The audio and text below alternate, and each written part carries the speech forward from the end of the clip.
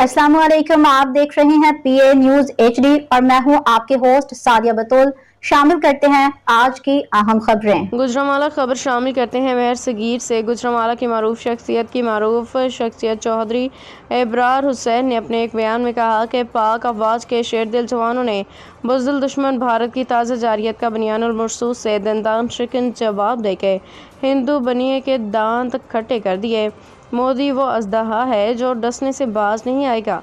पाक और हिंद की कशीदगी का असल सबब मसला कश्मीर है। पाकिस्तान का नज़रिया असासी इस्लाम है और ये एटमी कुव्वत भी है जो सी पैक की वजह से तरक्की की मनाजिल तय कराए। उन्होंने सऊदी अरब की जानिब से शाम पे से आलमी पाबंदियों के खात्मे में अदा किए गए तारीखी किरदार को उम्मत मुस्लिमा के लिए खुशाइंद और फैसला कुन मोड़ करार दिया।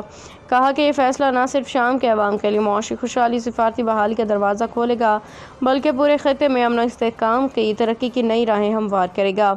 वली अहद शहजादा मोहम्मद बिन सलमान की क़यादत में सऊदी अरब एक बार फिर साबित किया कि वह आलम इस्लाम का हकीकी नुमाइंदा और क़यादत का अहल है। शाम बरसों से तबाही, तन्हाई और मुआशी बहरान का शिकार था और इन पाबंदियों के मौजूदगी में न जीना मुमकिन था न मरना, लेकिन सऊदी क़यादत के बरवक्त और जुर्रतमंदाना इक़दाम ने अहले शाम को एक नई ज़िंदगी अता की है।